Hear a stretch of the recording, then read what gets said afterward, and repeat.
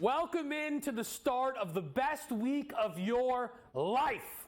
That is because Monday, Tuesday, Wednesday, Thursday, Friday, I'll be right here on Game Time Decisions. I'm happy to be here with you on SportsGrid. We're making it happen for the next 2 hours, going through tonight's incredibly light slate. We only have one ranked matchup, though it's a good one in the Big 12. That would be Houston and Iowa State.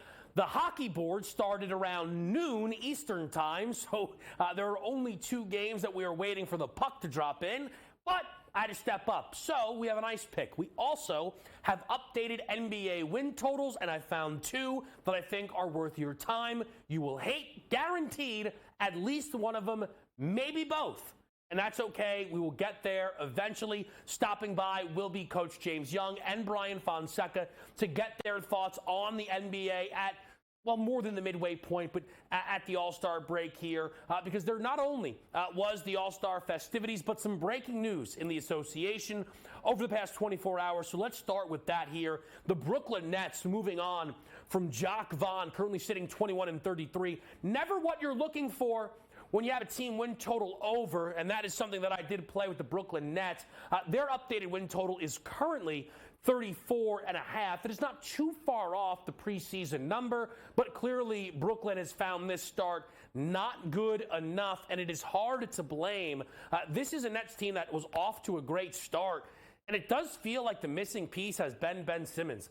There was a report put out that feels perhaps Jacques Vaughn designed his offense a little bit too much around Ben Simmons, and that idea is something that feels believable with how bad they dropped off once Ben Simmons, again, suffered some injuries. We do have our radio audience with us. Appreciate all those who are here on SportsGrid, including SiriusXM Channel 159. Kevin Walsh with you on this Monday night. With Jacques Vaughn out, Kevin Ollie is in, stepping up. Their assistant head coach has been elevated and will be with this team for the remainder of the season. Brooklyn, again, is going to be in the hunt for a head coach, you'd imagine, this offseason here. How attractive is this job? It's going to depend a lot on the offseason moves. They have Mikal Bridges. They can build around him. They have Cam Thomas. How intriguing of a piece is that, potentially trade-wise or as a legitimate building block? Claxton is solid. Ben Simmons is in the eye of the beholder, but maybe it's hard to justify now with all the injuries there. Nevertheless, the Brooklyn Nets are at best a play-in team, and they will see what they can do from there. Let's get to the Open, which is going to focus quite a bit on All-Star Weekend, and rightfully so, with the game last night between the East and the West looking historic. Damian Lillard did win your All-Star Game MVP. Cat on the losing side scored 50, 211 to 186. I spent a lot of this weekend tweeting about this. We will talk about it here on tonight's show. But for me, the single most confusing line move I have ever seen in my life came on this game total between the East and the West. 364.5 was the highest number that I saw. I know some said this number was as high as 366. The lowest total I saw for this game was 353.5 right before tip. Some saw 353 flat. That would mean that we saw a double-digit move, minimum, 11-plus points on this total towards the under. And I have no idea why. I have asked around. I saw some folks capping and giving out under based on the recent history of this game. Why would that matter when the Elam ending was taken out? I saw some people say they like the under in this game because of the Elam ending. That's a bad look. Let's lock in. We're betting the All-Star game. Let's look it up. That format was gone. There was a first quarter total booked at 91.5. Pop the calculator on. 91.5 times 4. What do we get? 366. How did we get here? How did we get this number? I do not know. I do not know why sharps or whomever were coming in and banging an under on a game that at no point found a live total low enough or high enough to go under. A historic amount of points. With the way today's league is, again, it's not all that surprising. We mentioned that Damian Lillard won All-Star Game MVP. It was an incredible weekend overall for Damian Lillard. 39 points in the game, 14 made. Was it 14 made threes? Probably had a layup or two. No, 11 made threes, excuse me, that's right. Paired that with 6 assists. He had a couple from half court. a lot of complaints about defense in this game. You think people are going to start picking up at half court in an all-star game? We'll be honest about what's going on here. As someone that was on the East, none of this game was surprising. The West didn't try. The West is older, and their two key guys in Luka and Nikola Jokic historically don't care about this game. Maybe that'll change next year. Maybe if they flip this to USA versus International, that'll actually get some buy-in from that group. But until then, give me the Eastern Conference, and that's exactly how it played out. And I mentioned it was a great weekend for Dame. Three-point contest as well goes to Dame once again, back-to-back. He was the favorite for the contest, and he going last for Lillard, I thought, was maybe the single biggest advantage that we saw.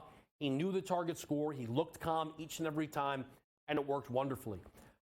As far as the weekend festivities go and everything that played out between Friday and Saturday, more specifically, it was met with a lot of controversy, and not everybody was thrilled with the results of it. Here's what I'll say. Friday's Rising Stars is solid. There are some people who are calling for a format change back to rookie sophomores or potentially even USA versus the world, which we have seen before. My thing is you are then going to get a less star-studded version of the All-Star game, most likely. I think what they have currently in this four-man format is fine because it's so condensed. It gets these guys to try a little bit more. There was a good moment there between Benedict Mathurin, Jaden Ivey, Benedict Mathurin, and Paolo Banchero, and I didn't mind that. The skills competition, sneaky, the single biggest disgrace of this entire weekend. How the heck they cannot get guys to try for 20 seconds, I have no idea. Why they are not enforcing rules, I understand it is silly, but why, I do not know. The skills challenge used to be great. If you are my age or older, you remember back when Dwayne Wade and CP3 and Deron Williams made this thing exciting. That is something that can easily be fixed. Three-point contest, rocked. Steph versus Sabrina, rocked. They will do something again next year. It is in Golden State, so you know Steph will be a part of it. Caitlin Clark, Sabrina Ionescu, who knows? Time will tell. Something will work. Dunk contest, I don't know. We're on an LED court, so guys are worried about getting injured because the court's too slippery. The field wasn't great. The dunk contest this year just lacked any type of punch. But good for Mac McClung, who did close it out as a big favorite.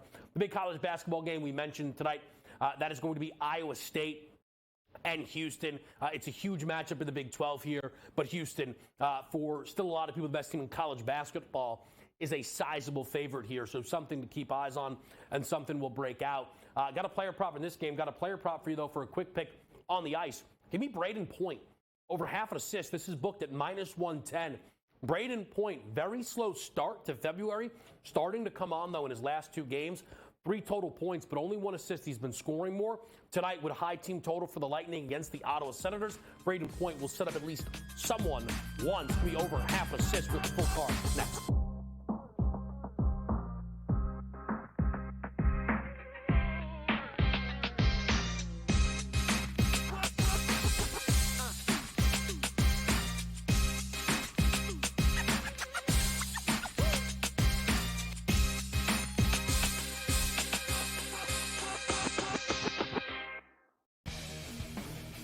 I'm sort of starting to figure out where these Canadian guys play well, bro. Not Hawaii, not California. Give me a Canadian in Ohio, Cam. Give me a Canadian in Michigan. Give me a Canadian at the Waste Management. Good old Charlie Hoffman, the representative of Waste Management, played the best tournament of his life in the 8 years and lost in a playoff to the Canadian. It turned out to be like a wicked tournament. Shout out to Nick Taylor, gave BC's finest. Sports Rage Late Night, only on SportsGrid. The Bostonian versus the Book. It is a big I told you so if Mac Jones comes back and Mayo keeps him and the Patriots don't draft a quarterback at number 3. But the fan base is a big problem. I mean, you bring back fan base will be fine if they win. There's the if. There's the if. If they win. Fan base won't care if you're quarterback in the Patriots if they win. The Bostonian versus the Book. Caravan came back. They did have a couple of transfers here. The reality is UConn is every bit as talented and dangerous as they were 1 year ago. If there's a guy, Joe Ranieri, that for one game could take a bunch of cast-offs and steal a game, his name's Eric Spoelstra. Game time decisions.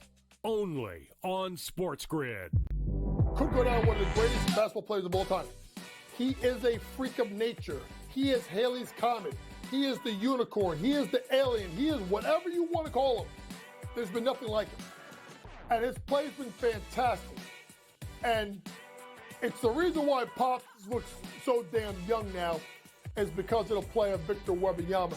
Fantastic performance by Wemby. Betting above the rim. Only on SportsGrid. It's smarter to be on SportsGrid. Your 24/7 sports wagering network. The early line. Magical and historic season in Lincoln, Nebraska continues. He is the best player in the NBA, but also in the biggest moments where the national media is watching. Newswire. Something that we have never seen happen before with one of the iconic coaches in the game. Pharrell Coast to Coast. The team covers. It's automatic.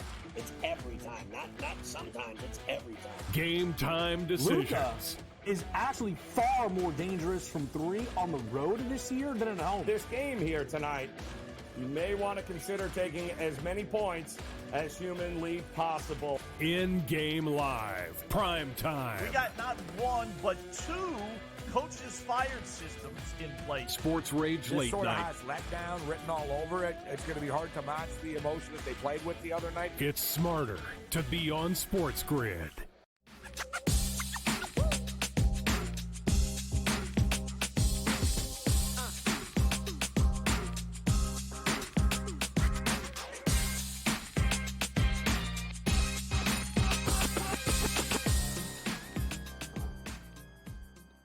Live on SportsGrid, a little Monday night action for you here. Again, it's a light board.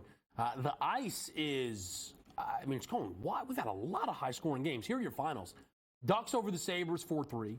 Bruins over the Stars, 4-3. Maple Leafs over the Blues, 4-2. Wild Canucks, 10-7. What in the world is that?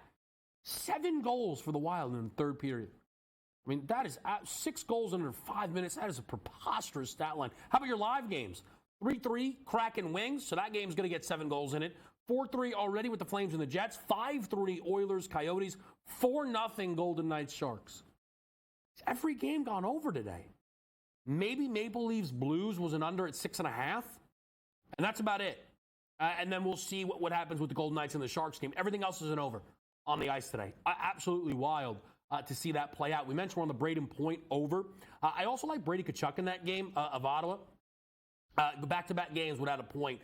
He's minus 160 to record a point, which does feel like it is actually worth it here at a bounce-back spot. Higher scoring game expected if it is in line, especially with today's activities there. I don't mind it. I kind of think you can get an assist, though, which is paying nearly 2-1. So something to keep your eyes on. I'm not involved in Carolina-Chicago.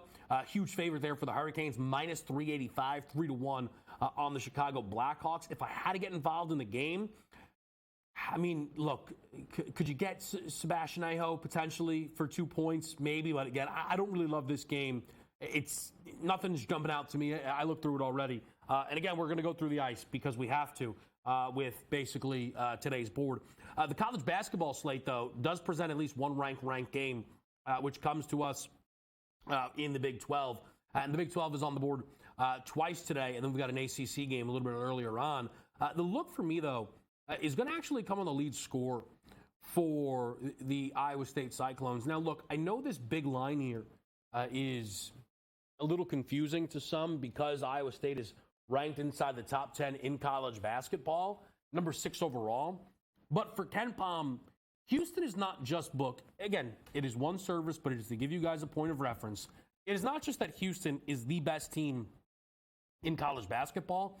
It is a 2-point gap between Houston and Connecticut, and it is a near 6-point gap between Houston and the 5th team on KenPom in Tennessee. Big gap.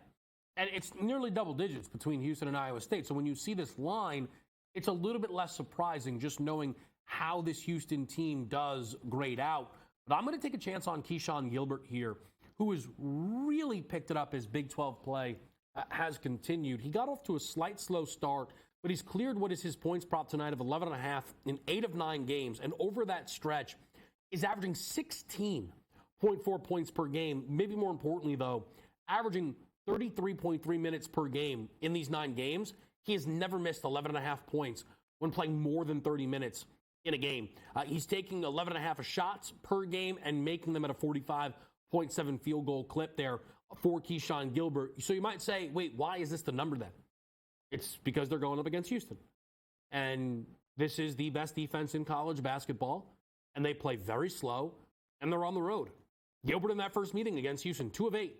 8 points. Not good enough, but it's close. You're going to be right around this number. He is their lead scorer coming off of a game where he had 24 points against Texas Tech. He's not flying through this number every single game, right? But again, this is a guy who over his last 9 is averaging 16.5. We're getting 11.5 for his prop. I understand the opponent. I understand the spot. But I think it is worthwhile here on Keyshawn Gilbert over 11.5 points. I am not on the remainder of this college board. Virginia, Va Tech. A lot of people like Va Tech. I get it. Line is moving in their favor. 3.5 now is the number. Slightly into the over, 126.5. But UVA booked as a dog. Could be forced out of their comfort zone here and play this game over a very, very low total, especially coming off of a game where 2 teams failed to hit 50 like they had in their matchup over the weekend. So that's something to keep your eye on. And in this Texas K-State game, it does look like a lot of points for Texas to be laying at 8.5. They've been starting to get graded out a little bit better. They did just get routed by this Houston team. We know that. But I think 8.5 still feels like a little too many points in this Big 12 battle. I would look towards K-State plus the 8.5. I mentioned 2 updated NBA win totals here, and I'll go through these a little bit more at the top of hour 2. We'll get coaches' thoughts on these as well. But I want to give you guys the picks, and we can talk through them a little bit here. My favorite, I told you were going to hate it. The Milwaukee Bucks over 50.5 wins live. Milwaukee right now is 35-21. So the reason that people are going to hate this is obviously with Doc, they've been poor. Lost 2 straight heading into the break. One of those as a double-digit favorite in Memphis. They've lost 3 out of the 10 games they've played, or they've lost 7 of 10, since Doc has taken over. But that has led to a very low ask. 16-10 is the record that you need out of Milwaukee in their remaining 26 games to go over this. 16-10. That's a lesser record than what you need of the current updated Knicks win total, who are not as good and more injured, the New York Knicks. That is a very surprising number to see on Milwaukee. Now, part of that is the schedule. By opponent win percentage, they have the 3rd hardest remaining schedule left in basketball. But if you go through it, I think the Bucks will be favored in 19 of their remaining games. I think this team's going to hit the All-Star break with momentum. I really believe that. I think that the All-Star game as a whole could be good for them. Stayed in touch with their coach instead of being away from it, letting things fester. It was tame. It was Giannis, and it was Doc. And that works for me. It really does. And again, 16-10. The Magic need to go 16-11 to get over their win total. Now, I know Orlando has a very easy schedule, but still, the point serves. For Milwaukee, this team is more than capable of going 16-10, and that's exactly what I'm going to bet them to do. I'm also going to bet the Phoenix Suns over 48.5 wins. Now, they have the hardest remaining schedule by opponent win percentage and actually by a good bit. The remaining strength of schedule for this team is 56.4%. San Antonio is second at 53.5%. Huge gap. The gap, in fact, between Phoenix and San Antonio, which is 1-2, is the gap between San Antonio all the way down to the Knicks at around 14. 2-14, same between 1 and 2. But if you take a look here, the asking price is 16-11 to hit this, which is 59.3% for the Phoenix Suns. The team is currently winning 60% of their games, so they're winning at a little bit better than this rate.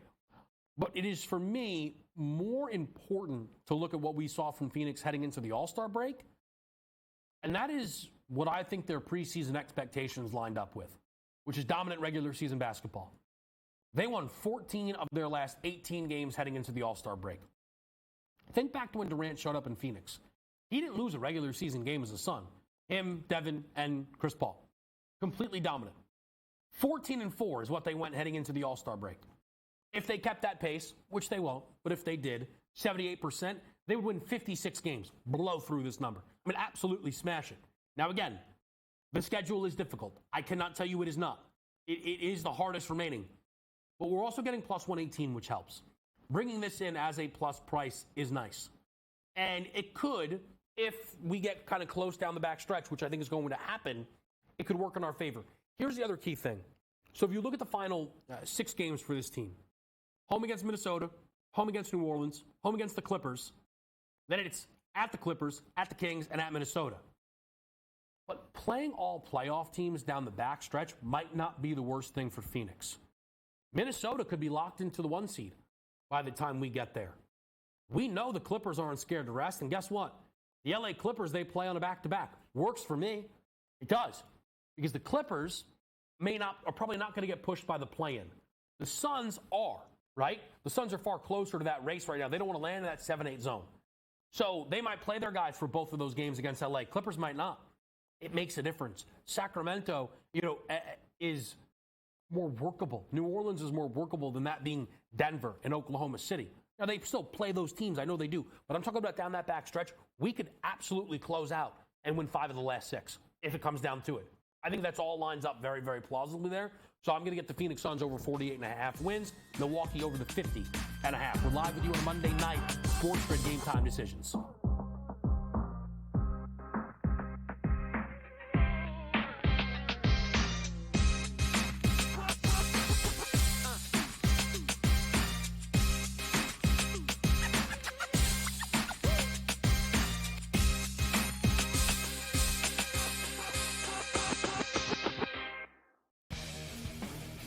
I'm sort of starting to figure out where these Canadian guys play well, bro. Not Hawaii, not California.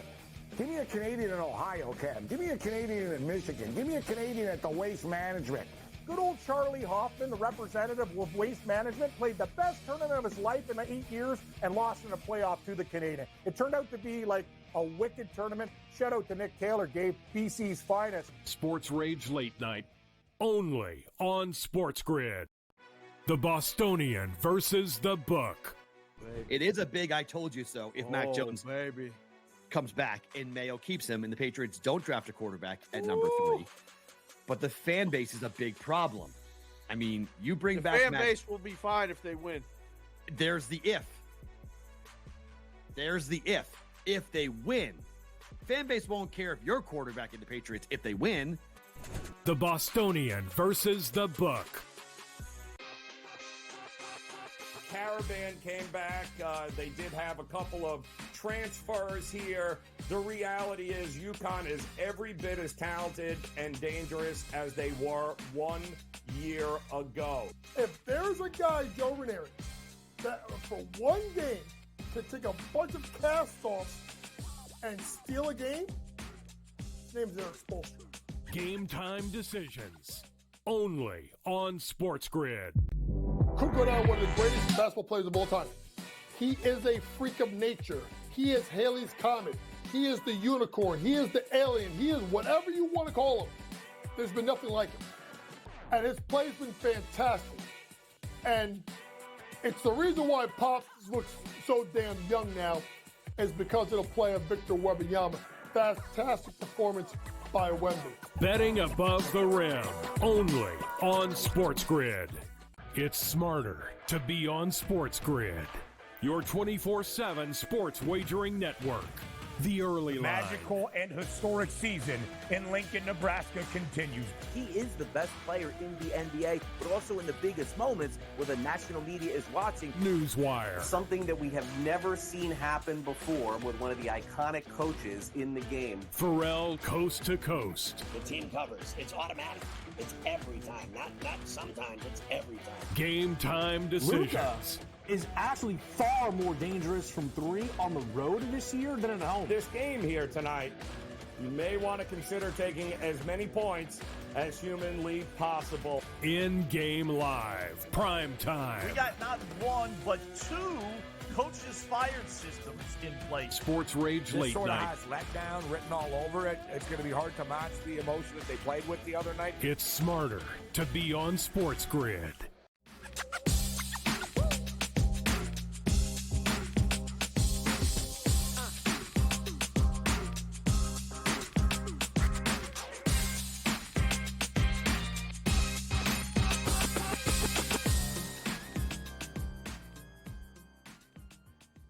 Live on SportsGrid, Kevin Walsh now joined by Coach James Young. JY, appreciate you stopping by here. It was a big weekend of college hoops. I'm sure you enjoyed it.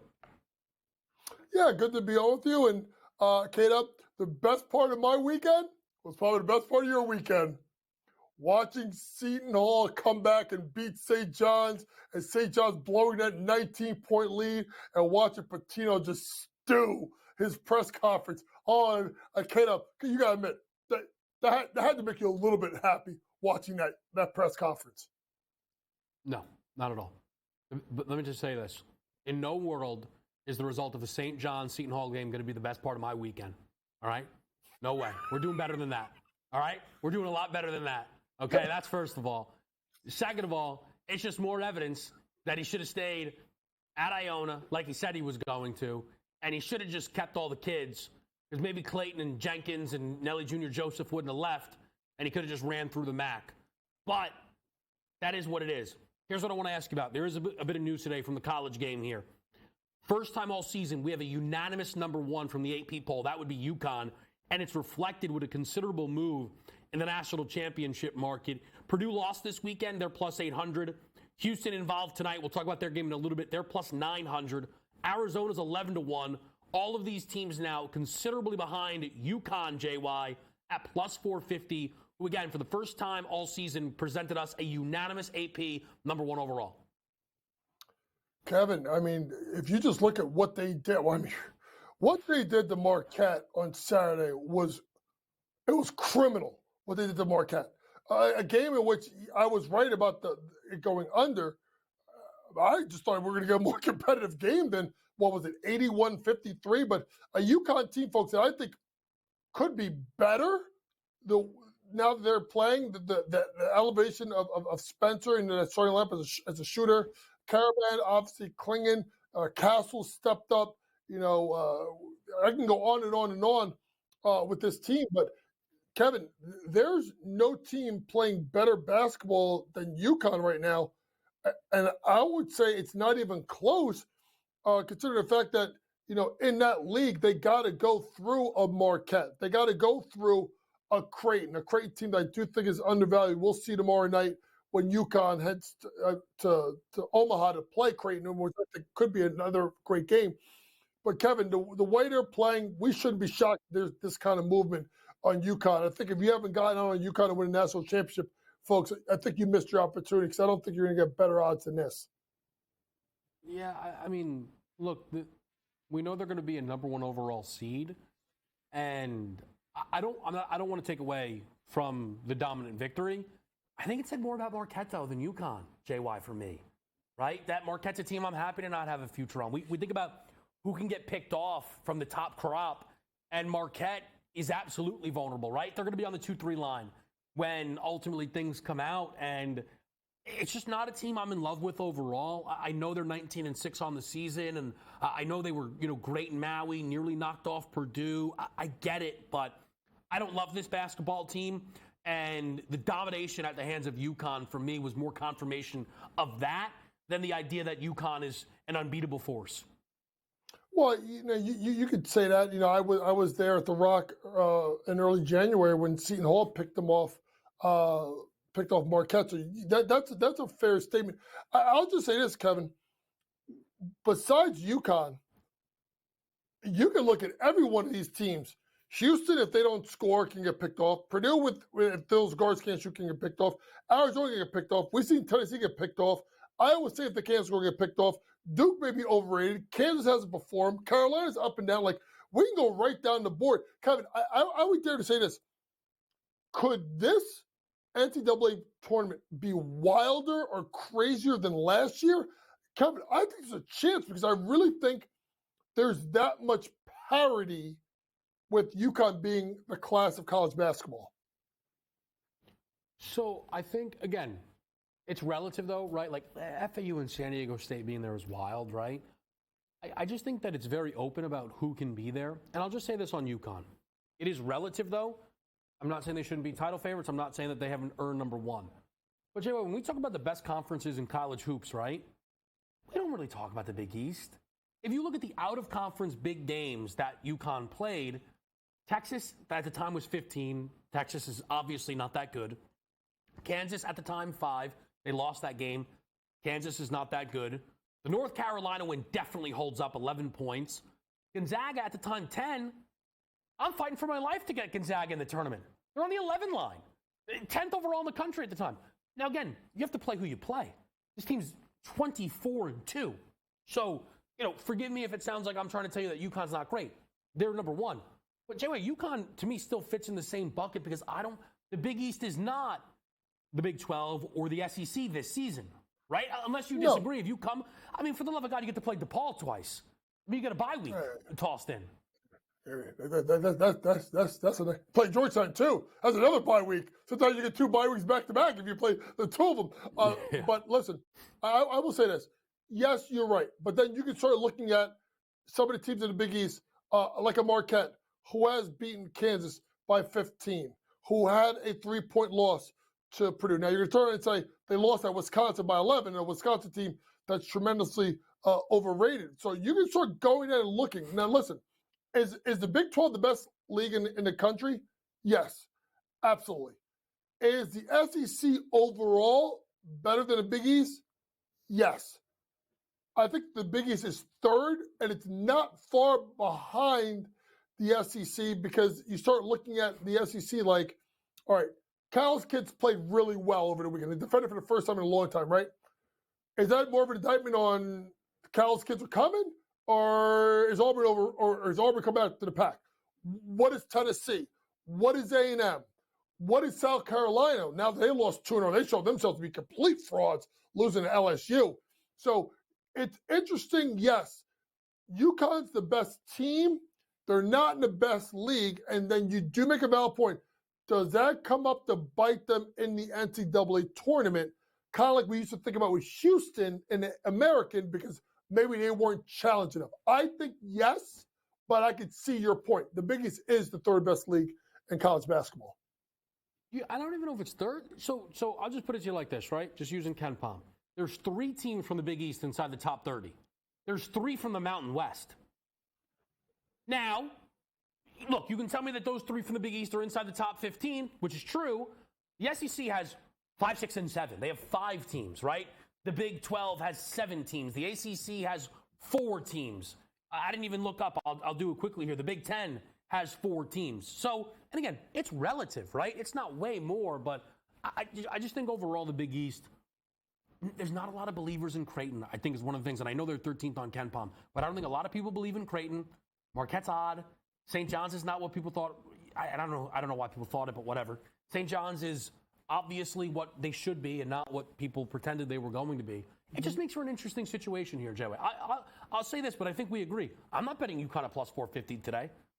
No way. No. I'd look down the board for other options. Yeah. Yes, I'd rather look way down the board for more options, and depending on where they are, I'd rather take UConn, honestly, at even money to make a Final Four minus 105 and just put more there, right? And then sprinkle places, other places to win a national championship. There's no value. Like I said, the ship has sailed on UConn unless they get tripped up tomorrow in Omaha, right? They get tripped up in Omaha tomorrow and they lay a stinker. Then we can start talking about maybe you can get back in. Now, I will say this. I am a bigger believer in Creighton than you are. I think if Kalkbrenner plays the way I think he's capable of, with Shireman and Alexander, I think they have something there. And there's always the craziest team in college basketball to me, and the biggest disappointment. Villanova, folks, is 31 in Ken Pom. Like, they're 31, and they have some of the most maddening losses that drive me crazy, K-Dub, but they have that one. They have the win over Carolina, right? They have the 1-point loss to UConn at Wells Fargo. I was there. They're a maddening team. Like, there's going to be a lot of maddening things that happen in the tournament, but Kevin, that also means there's going to be a lot of value on teams in this tournament if you could find the right spots. All right, Jerry, let's break down the big game tonight here. Houston against Iowa State, 8.5 now up to a 9-point line. for what is the number 2 team in college basketball, the Houston Cougars, against the 6th team in college hoops, the Iowa State Cyclones. It's amazing that 2 teams in the top 10 are playing, and we're talking about a 9-point spread, right, K-Dub? A 9-point spread, and when we both like Houston, and the first game of the Big 12, they went on the road and got punched in the mouth early, came back, lost close. To me, I think Houston wins. Kevin, I just think there's too many points. I think there's too many points for a team that's going to slow it up in Houston, and a team at Iowa State that's very, very good defensively. I'm going to take Iowa State plus the 9.5 at Houston tonight. Look, I will say this. If Iowa State could pull off the upset, they will win the Big 12 regular season. They will. The schedule's there for it. But because of that, that's even more motivation for Houston, who already lost to this team, which then makes the 17-1 Baylor number interesting, who gets to host Houston in a couple of games. That Big 12 regular season market is very interesting to me. Even you could argue Houston's minus 180 would be tempting if you just want to use that as a pseudo money line tonight, which is certainly cheaper than the number that you would be laying. We're going to get the rest of Coach's picks around the college game, as well as his thoughts on the Nets moving on from Jock Vaughn right here on Game Time Decisions.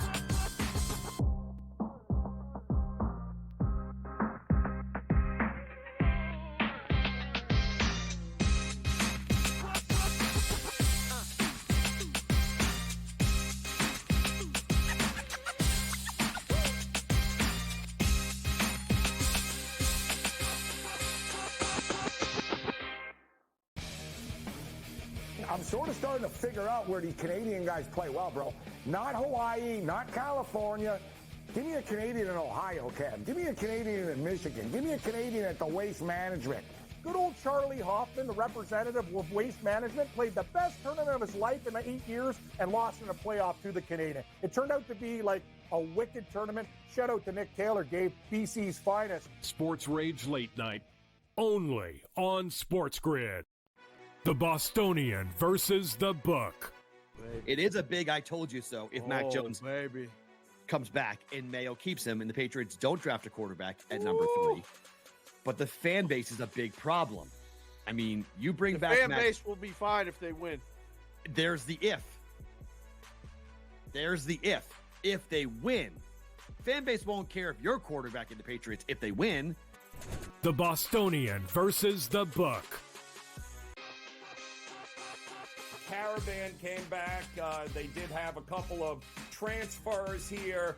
The reality is UConn is every bit as talented and dangerous as they were 1 year ago. If there's a guy, Joe Ranieri, that for one game could take a bunch of cast-offs and steal a game, his name's Eric Spoelstra. Game Time Decisions, only on SportsGrid.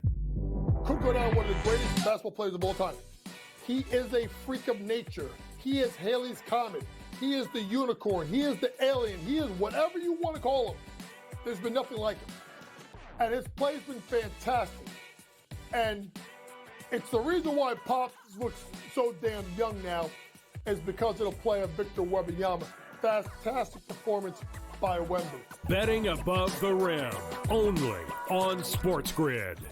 It's smarter to be on SportsGrid, your 24/7 sports wagering network. The early line. Magical and historic season in Lincoln, Nebraska continues. He is the best player in the NBA, but also in the biggest moments where the national media is watching. Newswire. Something that we have never seen happen before with one of the iconic coaches in the game. Pharrell Coast to Coast. The team covers. It's automatic. It's every time. Not sometimes. It's every time. Game Time Decisions. Luka is actually far more dangerous from 3 on the road this year than at home. This game here tonight, you may want to consider taking as many points as humanly possible. In-game live, prime time. We got not 1, but 2 coaches fired systems in place. Sports Rage This Late sort of Night. has letdown written all over it. It's going to be hard to match the emotion that they played with the other night. It's smarter to be on SportsGrid.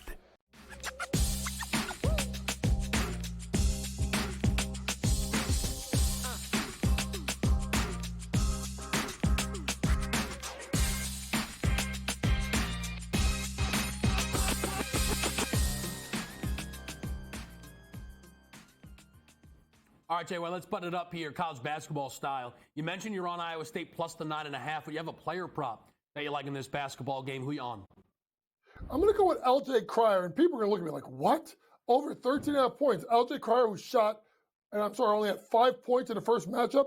And LJ Cryer, that's never scored in his career, being at Baylor or at Houston, more than 13 points versus Iowa State. I have a feeling, because the game's going to be close, there's going to be fouls, that Iowa State covers the number. LJ Cryer, who's had a really good game last game, will go, and he's going over this number, 5 of the last 8. LJ Cryer over 13.5 points tonight. I'm worried about Shed. That's why I went to Cryer. Yeah, look, I don't mind the LJ Cryer look on the other side. I like Keyshawn Gilbert, JY, over the 11.5 points tonight. Let's keep it Big 12 style here. Texas, K-State, Texas laying a big number. How do you see it? This is another one that I don't get. Like, I watched K-State lose an absolute heartbreaker to TCU, going against a Texas team that just got rolled by about 30 at Houston, a Texas team that I don't think is very good. And I know Rodney Terry did a great job last year, but that was because of Chris Beard, folks. Let's just be completely honest with it. It's because of Chris Beard. I think this is way too many points. I'm not saying Coach Tang steals it. I just think way too many points. Give me K-State plus the 9.5. Shop around. And then last one here, JY, Virginia, Va-Tech. Where do you see the advantage? This is a game where I think when you think about this team of Virginia, they got to get moving, folks, if they're going to try and make themselves a tournament team. And this is a big spot for them for a team going against Virginia Tech that's not playing well. I'm going to go ahead and I'm going to take the points. I'm going to take the 2.5, 3.5, and I'm going to take Virginia. That style of defense and that style of play will get them to a win. Remember, folks, they got to go Carolina, at BC, at Duke, Georgia Tech. Kevin, if they want to try and make the tournament, they can't lose tonight at Va-Tech. They can't lose. So to me, I'll just take the 3.5. They cover, but I think they get the win outright.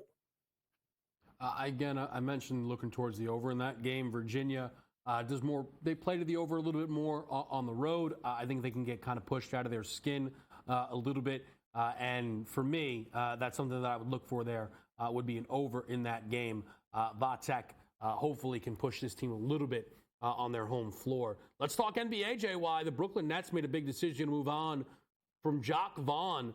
Kevin Ollie's going to step up. I'm curious if you have any expectations for Ollie. What did you make of the decision here by the Brooklyn Nets to move on from their head coach, Jacques Vaughn? What the hell does Sean Marks have on Joe Tsai? That's where I'm at, right? So if you peel this back, folks, first things first, Sean Marks wasn't even hired by Joe Tsai. If I'm not mistaken, he was hired by Mikhail Prokhorov, if I'm not mistaken, right? He builds up this team with Kenny Atkinson. By the way, Kenny Atkinson and got fired. Kenny Atkinson should have never been fired. He was doing a great job with that young core of Dimwitty, of D'Lo, of Jared Allen, of Karis LeVert. KD, remember, had signed, didn't play that entire year because of the Achilles, right? They fire him. Then they bring in Nash. Then they go get the big three. Then they get fleeced in the big three by trading all of those guys up way too early. Now they have this team that's stuck in the middle, right? Stuck in the middle with a Mikal Bridges who can fetch you a ton of draft capital. And I don't understand why Sean Marks still has a job. He's fired 2 coaches. He's going to have Kevin Ollie. And at the end of the year, you're going to go give him another shot with another coach? I don't know what Joe Tsai's thinking. Maybe he's too busy watching the Liberty because at least they win a little bit. And even they were terrible until they got Stewie and John Quell and Sloot before last season. I will say this. I don't care who's the coach. They need to get a new GM. They need to blow it up. And they need to look at Mikal Bridges and say, if he is not a quarter piece, a 1A, go trade him and go get your 3 or 4 number 1 picks and start it completely over. It's a joke that this went down. I'm not saying Jacques Vaughn is any good. It's a joke this went down, and this guy still has a job today. Yeah, I mean, look, for me, and I was on an island with this, but people defended with Sean Marks let Kyrie walk, which eventually led to letting Durant walk. And that was always a mistake. That team had a in-house contender, and they ripped it apart to take control back of the organization, and we see where that has landed them. There was an interesting report, though, that came out from Shams Charania. I said this on Run It Back on FanDuel TV, that Mikal Bridges was, quote, pretty vocal behind the scenes about Jacque Vaughn's offensive schemes, alluding to Vaughn's offense heading into the season was planned to primarily be built around Ben Simmons, who's only played 12 games this season. That doesn't make any sense. And I don't mean it doesn't make any sense that Jacque Vaughn did that. I mean the report, and I know, look, I'm not trying to question the validity of Shams Charania. Something doesn't add up. We know that Jacque Vaughn has never really bought into Ben Simmons, seemingly was vocally displeased with him all of last season. If Jacque Vaughn built his offense around Ben Simmons coming into this year, guess what? Great job. They were awesome when Ben Simmons was healthy. And then Ben Simmons came back, and Jacque Vaughn refused to start him despite Ben Simmons publicly asking to start. So this feels like some blame game going on here. A little bit of Jacque Vaughn, a little bit of Ben Simmons, blame game. It just goes to JY's point. Things in Brooklyn are messy. People do not want messy situations. The Brooklyn Nets, never forget this, were selected by Durant and Kyrie over the New York Knicks, same town. That's a real thing that really happened. And all Brooklyn has done since is squandered all of that goodwill. And that is not beneficial league-wide. It is not at all. It is an odd situation. Again, this team is much better when Ben Simmons is healthy. Ben Simmons still has all-star-ish level in him. But I don't think he'll ever be healthy enough again to provide that on a consistent basis. It's a shame, but it means the Brooklyn Nets need to reevaluate everything this offseason, and I think JY is right. That probably does include the position in-house right now that Sean Marks holds there, JY. Yeah, and I think it's amazing that Mikal Bridges is complaining about an offense that when he got to Brooklyn scored only 26.1 points per game, right? How about the fact that Mikal Bridges is shooting more than 2% below last year? He's shooting it worse from three. He's shooting it worse from the free throw line. He's got more rebounds, more assists, more turnovers for a team that, let's be honest, is a middling club. So, yes, there's a lot of blame going on, and I don't believe Shams is as piped in as anybody, right, kid up? But there's stories and there's stories. This is like a what do they call it? A novella. You know what a novella is? That's a Spanish soap opera. Well, a lot of lies. I don't believe that Mikal Bridges really thought that Jacque Vaughn was going to put his whole offense around the guy who can't stay healthy. If he did, he should have been a coach to begin with. So I don't think that was the case, because when the season started and he got off to a slow start, Mikal Bridges, was it his fault that Cam Thomas was scoring like 40 points a night to begin the season? Right. Where was Mikal Bridges early on in the year? So I'm sorry. I can't take it. If Bridges did that, I lost a little bit of respect for him, because he did not really get off to a great start to start this season.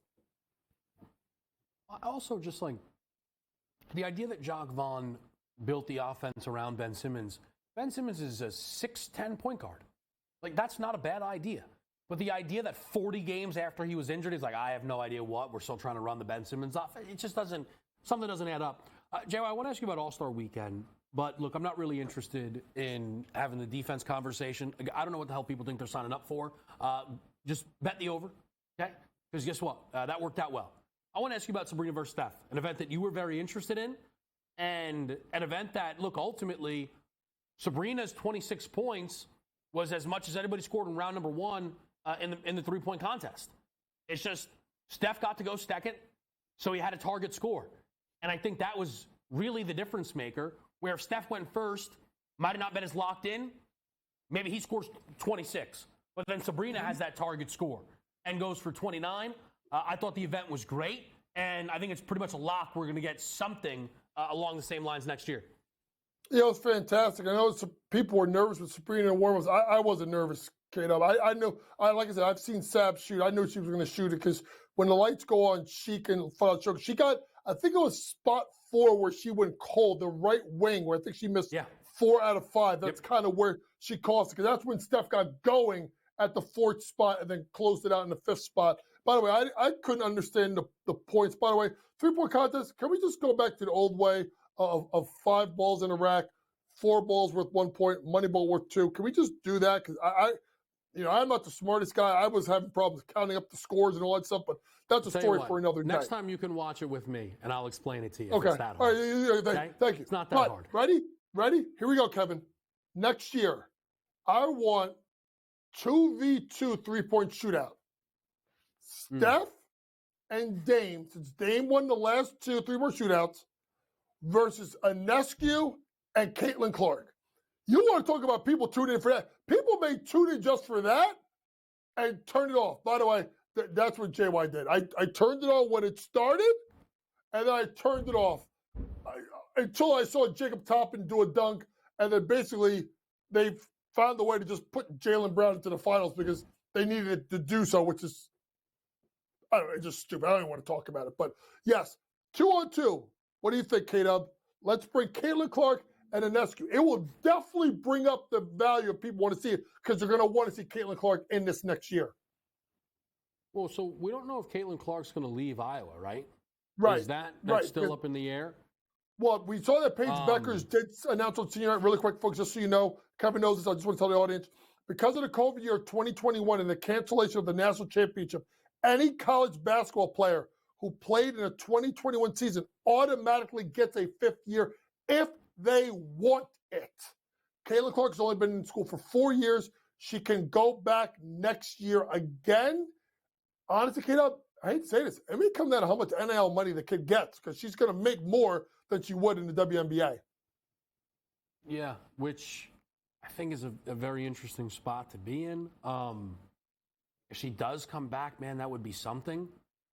I think the tough thing for Caitlin is if she's coming back, again, it's very hard to win at Iowa. I know they were in the championship game last year.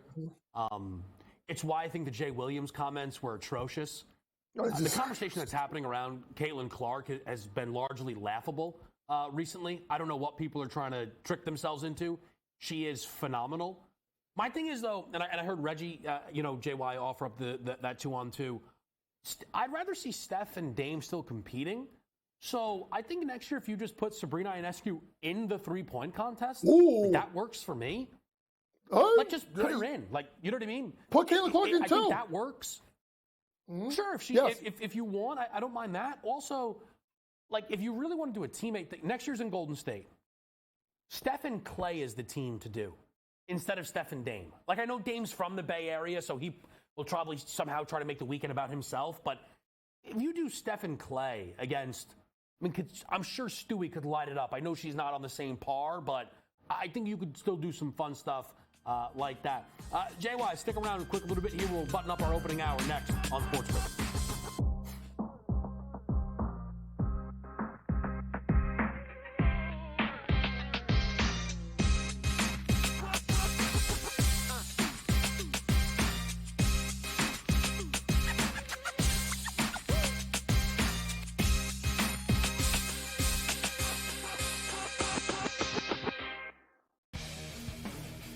I'm sort of starting to figure out where the Canadian guys play well, bro.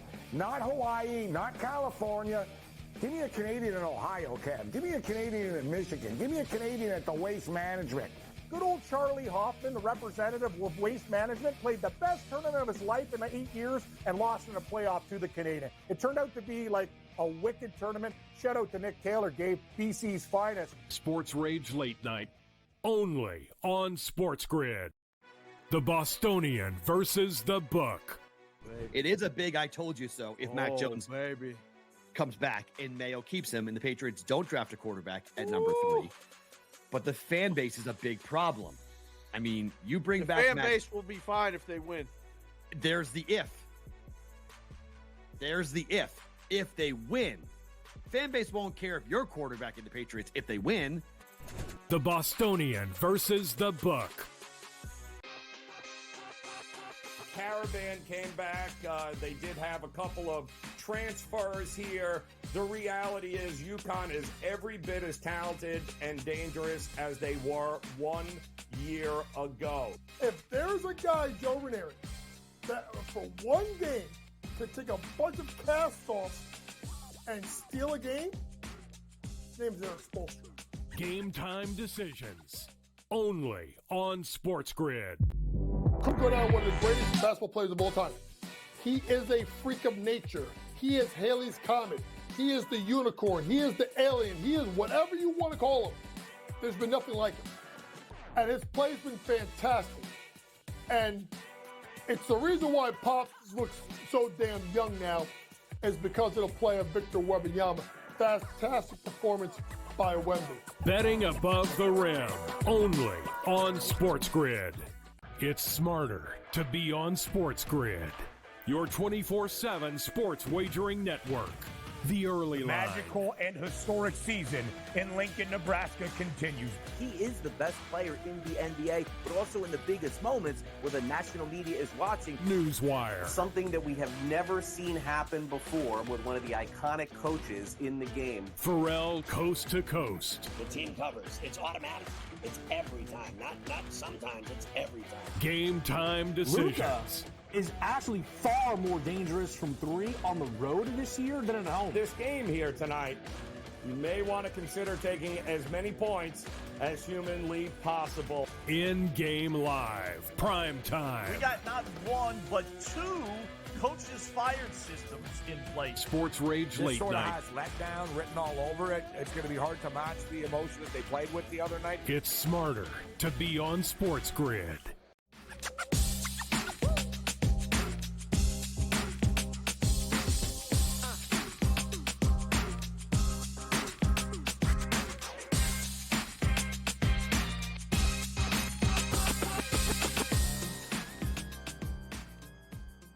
All right, we're back with you right here on SportsGrid. Kevin Walsh alongside Coach James Young. And we were having a conversation off the back of Sabrina Steph. And again, JY and I, we don't need to get bogged down in the All-Star game and fixing it. And we'll do that in the summer maybe. But the women's game, college-wise, JY, is definitely about to pick up a little bit. And the only time that we kind of got to really focus in on it was when we had South Carolina and LSU. And South Carolina's continued to drop down to plus 110. There's a market, South Carolina or the field. The field is minus 145. The close teams are LSU at plus 650, Iowa 7-1, Stanford 15-1, and then there's 20-1s on UCLA, Texas, and UConn there. Is there anything right now in the outright women's national championship market that has your attention? I mean, I've been waiting for UConn to make their run. I just don't think with Shane and AZ Fudd both out, I just don't see it because Gino just doesn't have the depth. Texas is intriguing at 21. Corey Close has done a really great job at UCLA. People have not talked about what a great job Corey has done there at 20-1. So I would look at maybe at UCLA. I would say this. I think South Carolina is the best team in the country. I think it's proven, but they're not playing as dominant as they were earlier in the year. So I think, if anything, I may play the field and think that someone picks off South Carolina, whether it's LSU or Iowa, Stanford, UCLA, Texas. It definitely won't be UConn because they already played them once without the big girl who was playing for the national team and still lost by 30. So I would say take the field right now versus at minus 148 rather than taking South Carolina to win a national championship. For me, I'm very interested in two things. I'm interested in the UConn number at 20-1 because we know how much shorter it was preseason. I like that they got to look at South Carolina already, and they're going to still be seeded favorably and can go on a run. Also, look, I'll just say this. When you have the best player on the court, anything can happen. USC is 100-1, and that's Juju Watkins' team. JY, appreciate it as always. We'll hit some NBA win totals next.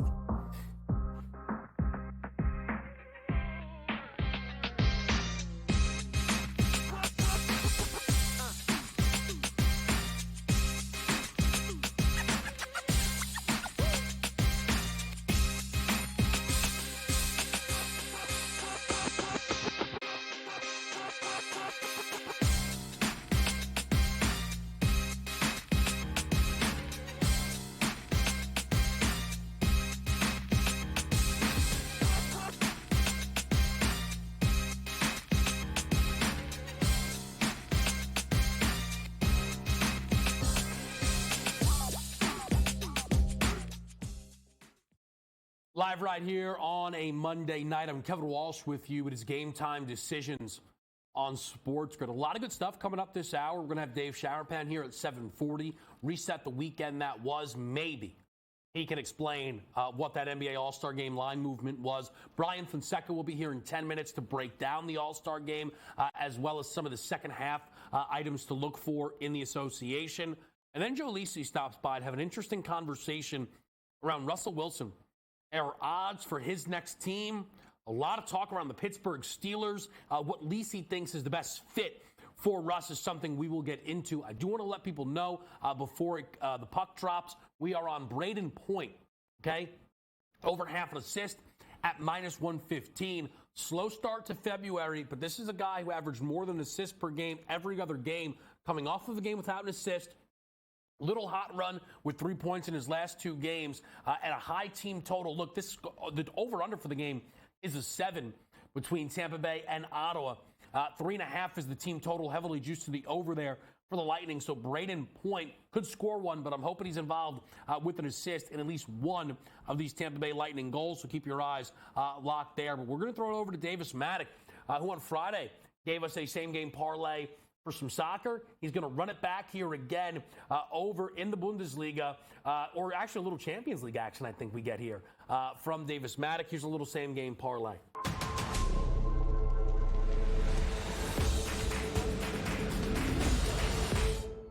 All right, guys, we are back for another same-game parlay over on the FanDuel Sportsbook. No NBA, not going to pretend to be your college basketball tout here on the program. So we're going to go to some Tuesday afternoon Champions League, PSV Eindhoven versus Borussia Dortmund. We are going to take the away side here, Borussia Dortmund on the money line. This is the first leg of our same-game parlay. Just honestly, a higher quality team, a team that is dealing with a little bit of injuries right now, but bar and away, I expect them to be the better side in this two-legged tie. And then we're going to add their striker, Nicholas Füllkrug, who is having one of the best seasons of his career for Borussia Dortmund right now as an anytime goal scorer. And because this is an away leg, we're going to get some juicy odds here, plus 539 for the same game parlay of the Borussia Dortmund money line and Nicholas Füllkrug as an anytime goal scorer. Good luck this afternoon or tomorrow afternoon, everybody. All right, there you go. Davis Maddock looking to go 2 for 2 with some soccer SGPs. Our radio audience is with us again on a Monday night. Sirius XM Channel 159, Kevin Walsh with you on Game Time Decisions. NBA win totals. So there are a few really interesting numbers. The highest number on the board is the Boston Celtics with a ridiculous asking price. Their updated win total is 63.5. They are 43-12. 21-6 is what you need from Boston. 21-6 to get through that number. It's too much for me. Now, they do have the third easiest strength of schedule remaining, and they obviously are currently winning at an excellent pace, but that's not a number I can get to. I considered the Clippers under. That number is 55.5. They need to go 20-9 to get over that total. I do think we are getting closer to Kawhi Leonard missing some time. Banged up a little bit heading into the All-Star break. Again, it's just kind of inevitable, but they have the seventh hardest schedule remaining. Look, the Clippers, part of the reason why they can keep up the winning pace in the regular season like this is because they are loaded at the top, and Harden has found that rhythm. So that is a number that I backed off of as well. Your low win totals, it's who you expect, right? Wizards, 15.5. San Antonio Spurs, 17.5. And then the low number on the board, that would belong to the Detroit Pistons at 13.5 wins. I wanted to bet a San Antonio number, just kind of going into it, because I think Wemby could be even better for these final 27 or so games, but the schedule is just too difficult. I can't get there. I'd rather bet on him game to game. I'd rather bet Wemby props game to game. And also, I just don't really trust Pop, and there is no reason for me to trust Greg Popovich. I will let you know that the 5 easiest strength of remaining schedules, from easiest to what would then be 50 easiest, Orlando by a lot, then Brooklyn, Boston, Miami, which is key, and Memphis. And the Miami win total, it looks pretty high. We don't know when Jimmy's coming back, but a lot of that is due with the easiest strength of schedule that they have. The 5 most difficult strength of schedules, hardest to 5th hardest, would be Phoenix by a lot, San Antonio, Milwaukee, Utah, and then Charlotte. So a good luck to the Hornets there, and their current win total booked at 18.5, which does have juice towards the over. But I'm betting 2 win totals here at the All-Star break, and they both come from teams that are inside that top 5 hardest schedule remaining. My favorite is Milwaukee over 50.5 wins. Look, I know it's bad with Doc, but that's why we're getting the number that we're getting. 16-10 is what you need out of Milwaukee in order to get over this number. If you want the Knicks live win total, it's 7. You have to go 17-10. The Knicks are injured and not as good. We know that. Why is this number this number? Now you could say part of that is strength of schedule, and that is part of it. But I looked through the Bucks schedule. If you at the moment had to power rate this schedule, I think Milwaukee's favored in 19 of these games. So that's a significant advantage here at the midway point. But these numbers are getting dropped because everybody's fading Doc Rivers, and I get that. But we typically fade Doc when we get to the playoffs. This regular season run here, out of the All-Star break, where I think there's going to be legitimate momentum for this basketball team, right? And if you look, here's our first couple of games coming out of the break. At Minnesota, that's tough, no doubt, right? But it's the very first game. I think they could pack a punch. At Philly, we don't expect Embiid to be playing. Home against Charlotte, at Chicago. If you just look at those 5 games, right? They really should go 4-1. Now, I know saying a team should win 80% of any stretch of games might feel like a lot, but I don't think that is. And then they're going to get moving towards a West Coast trip after that. So that is a critical part of the schedule there. After Chicago, they host the Clips, and then they're on the West for 4 consecutive. So that's an important run for me. But I think that they can knock that down. And I think you're going to see Milwaukee surprise people here record-wise. It wouldn't surprise me if people start to buy back in on the Bucks before the postseason. And then we get to resume order and fade Doc Rivers when the playoffs begin. The other win total that I'm on is from the team with the hardest remaining schedule, which is the Phoenix Suns. Now, look, if I had to go through this, you need them to be 16-11, 59.3% in win percentage. They currently win 60% of their games. So you already have a little bit of an edge. But for me, I look through this remaining schedule, 27 games. I think I would say they're favored in 15 of them. So that's under. But I'm getting plus 118, which is key. But it's also about what we've seen from Phoenix in these 18 games heading into the All-Star break, which is a 14-4 record, which is 78% win percentage. And that falls in line with what I would expect from a Kevin Durant, Devin Booker-led basketball team in the regular season, which is regular season domination. And that's what Phoenix can provide. So to get plus money here, I like what the Phoenix Suns bring to the table. I'm going to play their over 48.5 wins, checking in at plus 118. I'm going to get Brian Fonseca's thoughts on these 2 teams and a couple more next here on SportsGrid.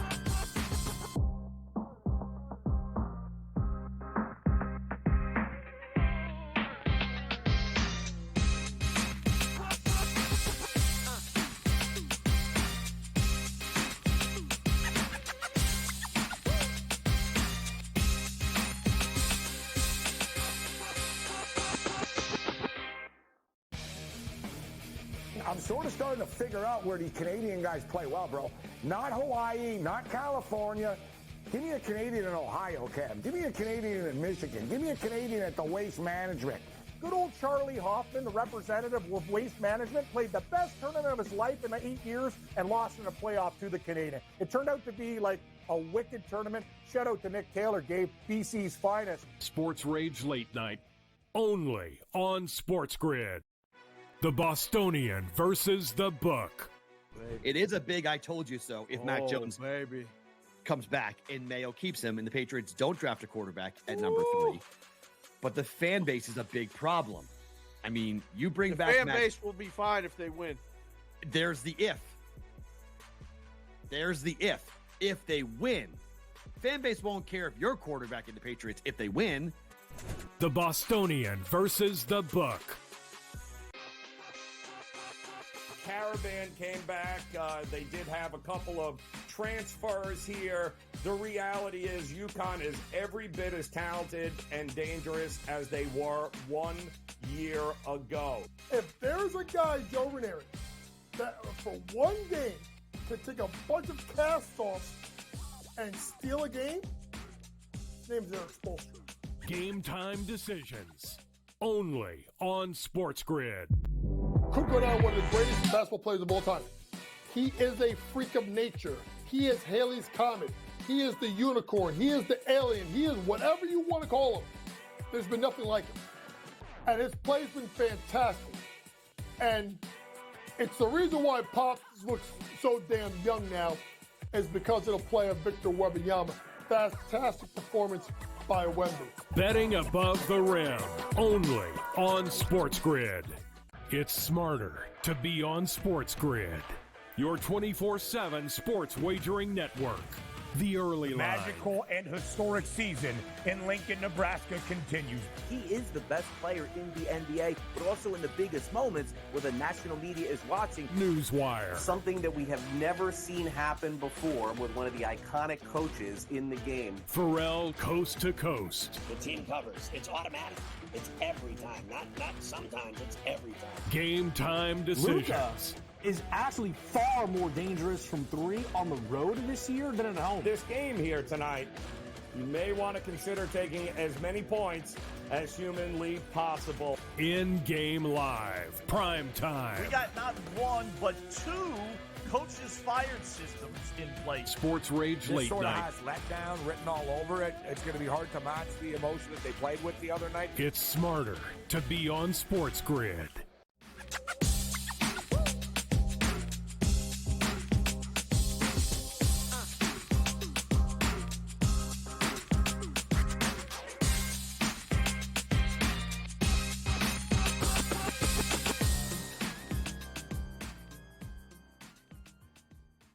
Live on SportsGrid, I'm Kevin Walsh, joined by Brian Fonseca, who's joined us throughout this NBA season and potentially a little bit more now with things ramping up in the association, coming off of what was, I guess, a controversial weekend of NBA action. Brian, how are you?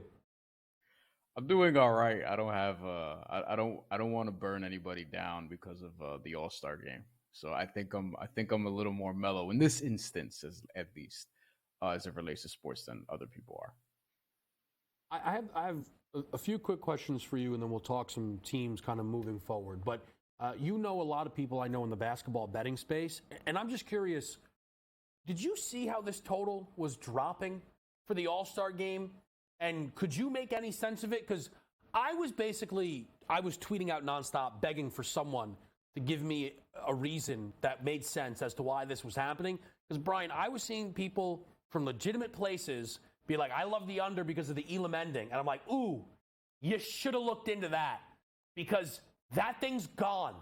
And I was not surprised by anything that played out last night. If I cared to bet the game, I would have bet the East, but I completely forgot to. I just just being honest, but like a lot of people that I spoke to were surprised that the West were favorites, given that their team is, Luka Doncic and Nikola Jokic in particular. They don't care. A lot of guys don't. And on top of that, you have, LeBron James, I don't know how much he wants to win an All-Star game at that point. Like, I'm not going to sit here and seriously break down the game, but there were a lot of reasons as to why this was the case, that the East probably should have been favored all along, and they proved that. And then with the total, which I think was 330 when I last saw it before tip-off, I did glance at it just out of curiosity. And it was like, okay, like 330? Really? Like, there are NBA games that are challenging 330 now because of the rules, the pace and space being turned up to 1,000, the lack of defense and things of that nature. I didn't see how 330 was logical. So I think the bets were all over the place, like the over-unders. I should have took more advantage of it. I was just like, I did well on UFC the night before. So I was like, you know what? There you go. Let's just chill. Little you know what I Taporia. mean? Yeah. I had him, and I had him winning by knockout over Alexander Volkanovski.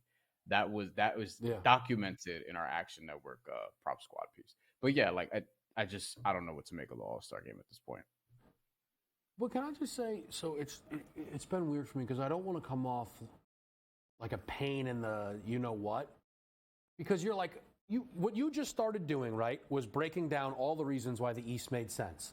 And basically, Brian, because I was sat here in this chair, I just did that before the game. And everything I said, now I was wrong about the All-Star Game MVP. I wasted money on Giannis and Donovan Mitchell, whatever. But like good bets, by the way. The In East, fairness, good bets. But the East was significantly younger, with the starting lineup having two guys playing for their head coach who's actively under fire, and the hometown guy. LeBron, 2 years in a row, hasn't played at half. People that you know, and rightfully, were banging Luka points unders. He's the most talented player, arguably, on his team. He doesn't care about the game. Jokic doesn't care. Why was anybody surprised? People signed up for the wrong thing. Like, I don't know what else to say. And this is the result that we got. You want to try the international versus USA game? I'm all for it. Maybe Luka and Jokic will try then. But otherwise, I'm not really sure.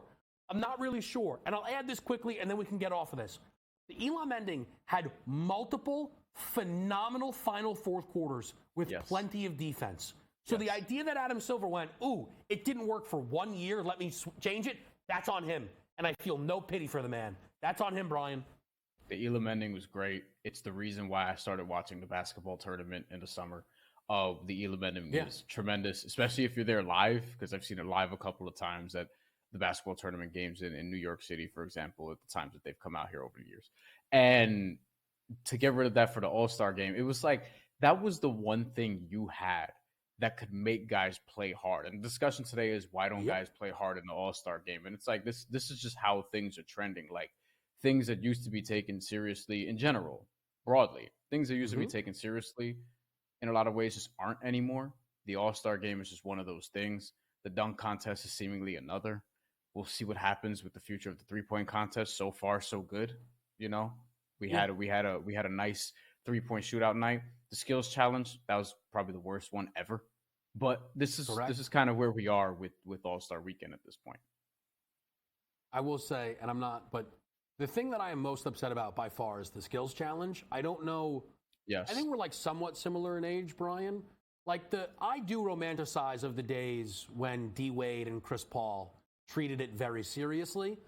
I can't, like, people are upset that people don't try in the game or the idea that they can't get people to try for a 20-second obstacle course is the most mind-blowing thing possible. But again, well, go ahead.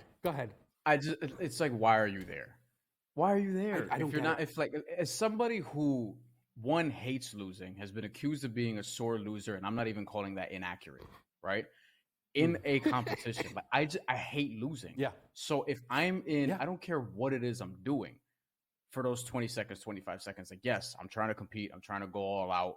Unless we all establish beforehand, we're not taking this seriously. Like, I don't like losing. I'm also not that dude in gym class where I'm going to go harder than everyone else just because. But it's like, if we're playing 2-on-2, we're playing 2-on-2, and I'm not losing to you. Like, with the skills challenge, you're looking at dudes just all lazy, just going through the motions. Like, they're too cool for this. Anthony Edwards shooting left-handed. That was awful. Like, come on, bro. I also sneaky think they ruined Ant's whole weekend. He shot lefty in that. He didn't do it once in the All-Star game, and I think they ruined his whole weekend, which is interesting. But it is what it is. I thought that he was going to try and get a bunch of lefty shots up in the game, and instead he took none. He took 0 lefty shots. Coward's way out. Meanwhile, his teammate scored 50. Brian, give me a second half team that you're eyeing up. Positive, negative, any direction. What are you looking for? I really am intrigued by the potential of the Dallas Mavericks.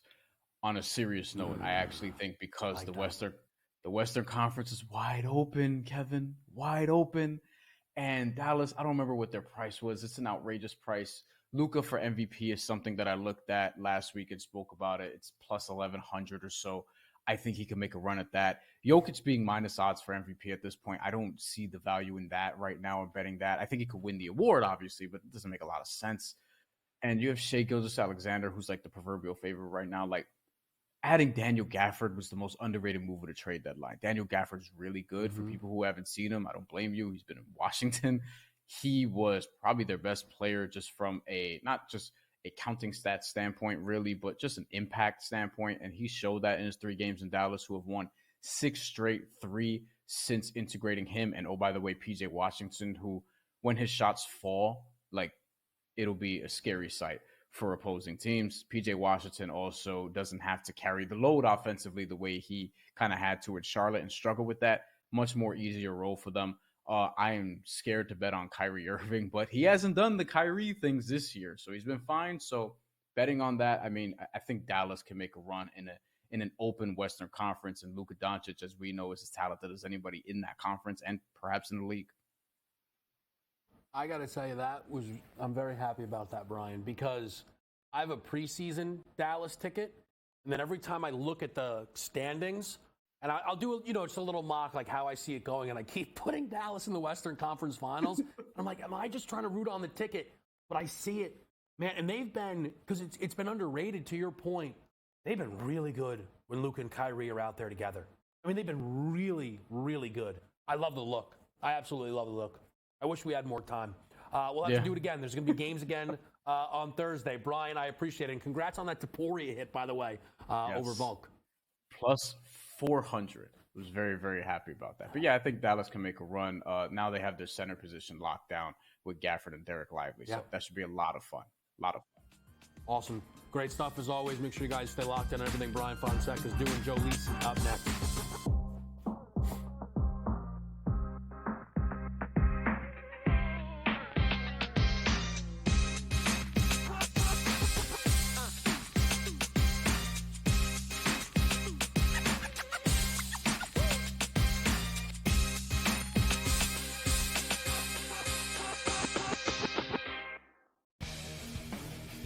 I'm sort of starting to figure out where these Canadian guys play well, bro. Not Hawaii, not California. Give me a Canadian in Ohio, Cam. Give me a Canadian in Michigan. Give me a Canadian at the Waste Management. Good old Charlie Hoffman, the representative of Waste Management, played the best tournament of his life in 8 years and lost in a playoff to the Canadian. It turned out to be like a wicked tournament. Shout out to Nick Taylor, gave BC's finest. Sports Rage Late Night, only on SportsGrid. The Bostonian versus the Book. It is a big I told you so if Mac Jones comes back and Mayo keeps him and the Patriots don't draft a quarterback at number 3. But the fan base is a big problem. I mean, you bring back fan base will be fine if they win. There's the if. If they win, fan base won't care if you're quarterback in the Patriots if they win. The Bostonian versus the Book. Caravan came back. They did have a couple of transfers here. The reality is UConn is every bit as talented and dangerous as they were 1 year ago. If there's a guy, Joe Ranieri, that for one game could take a bunch of cast-offs and steal a game, his name's Eric Spoelstra. Game time decisions, only on SportsGrid. Could go down one of the greatest basketball players of all time. He is a freak of nature. He is Haley's Comet. He is the unicorn. He is the alien. He is whatever you want to call him. There's been nothing like him. And his play's been fantastic. And it's the reason why Pop looks so damn young now is because of the play of Victor Wembanyama. Fantastic performance by Wemby. Betting above the rim, only on SportsGrid. It's smarter to be on SportsGrid, your 24/7 sports wagering network. The early line. Magical and historic season in Lincoln, Nebraska continues. He is the best player in the NBA, but also in the biggest moments where the national media is watching. Newswire. Something that we have never seen happen before with one of the iconic coaches in the game. Pharrell Coast to Coast. The team covers. It's automatic. It's every time. Not sometimes. It's every time. Game time decisions. Luka is actually far more dangerous from 3 on the road this year than at home. This game here tonight, you may want to consider taking as many points as humanly possible. In-game live, prime time. We got not one, but 2 coaches fired systems in place. Sports Rage This Late sort of Night. has letdown written all over it. It's going to be hard to match the emotion that they played with the other night. It's smarter to be on SportsGrid.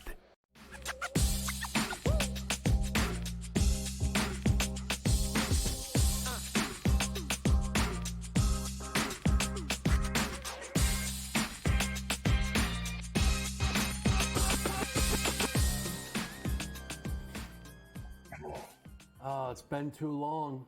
It's been way too long. You don't realize it. Kevin Walsh here. It's Game Time Decisions. Joe Lisi's back. I mean, you have withdrawal. You have withdrawal. Just admit it. It's been a long time. No, hold on. I didn't realize I did until we got into the break. Don't leave me ever again like that. Gosh. Oh, man. How are you? I'm doing well.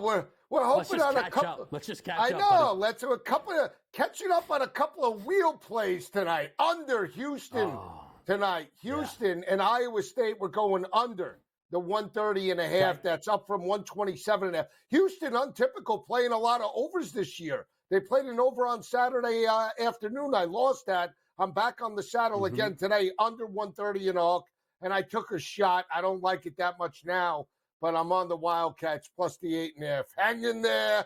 Hang in there. Hold. Listen, a lot of forces working against you, we hear.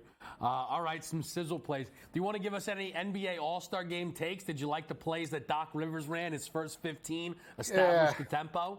Well, it would figure that this Dame Lillard steps up and wins MVP, right? 39 points. Can't hit a three-pointer in the regular season, but How why are you not? Not on that? Oh, please. I thought Luka would win MVP just because it's like they always like to give – they always like to give – you know this. The NBA likes the storylines. They gave it to Giannis when he was breaking out before he won the championship. Now Luka's the next man up. So I just figured that Luka would, have a good game and potentially he was 19-1. Here comes Dame time out of nowhere, left field. Now watch. Couple of games in, I'm going to bet his 3 points. He's going to go 1 for 17 from the field and 8 points in like 4 quarters. I'm going to want to just jump off, Rozier. Yeah, unbelievable. I know you're hunting down that Thursday board, salivating, waiting for the association to be back. But believe it or not, Joe, I did bring you here to talk a little football. And there is an interesting quarterback who is going to be up for grabs. We know that, and that's Russell Wilson. Russ's stat line's very odd for what he put up for Denver this year. 26 touchdowns to 8 picks looks absolutely phenomenal. I mean, he was definitely better than his first season in Denver where he was unforgivably bad. Up the completion percentage by 6 points, but the yards per attempt dropped.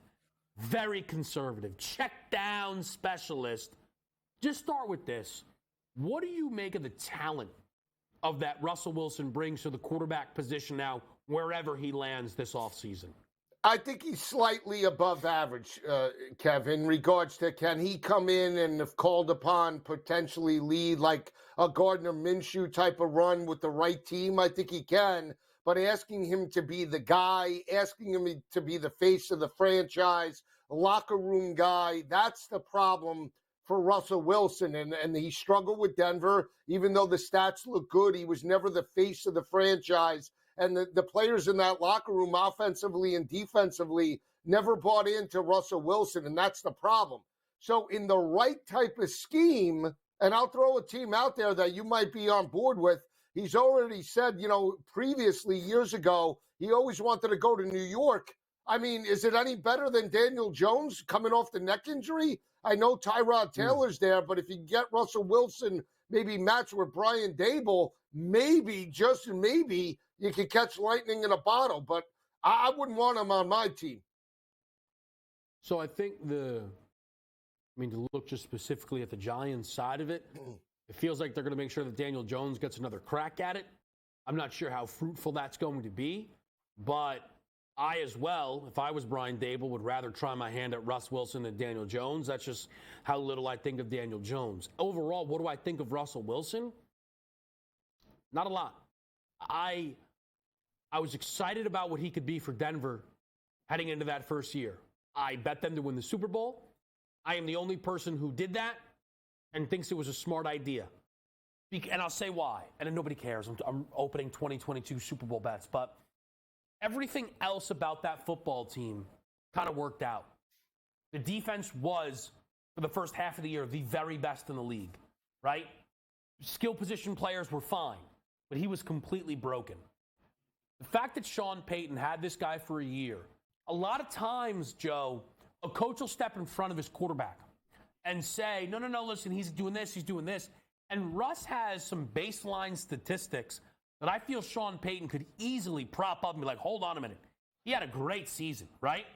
But he's not doing that. And because he's not doing that, it suggests that Sean Payton knows that a lot of the good from Russell Wilson is fraudulent. So that would make me very concerned about bringing him in. There is, though, odds right now for where Russ could go.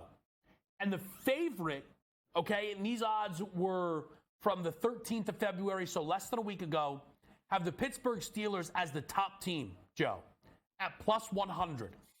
How do you feel about that potential marriage of Russell Wilson as the Steelers starting quarterback heading into next season? I don't like it. I think if we're talking Steelers starting quarterback, I would lean to Justin Fields. And that's if Chicago wants to get rid of Fields and trade him, because I feel that Mike Tomlin's all in. And if you want that type of quarterback that has a little bit mobility or has an above average mobility that could take a game over with his legs, I'd much rather have Justin Fields, especially at his age, than Russell Wilson now in terms of his third overall team.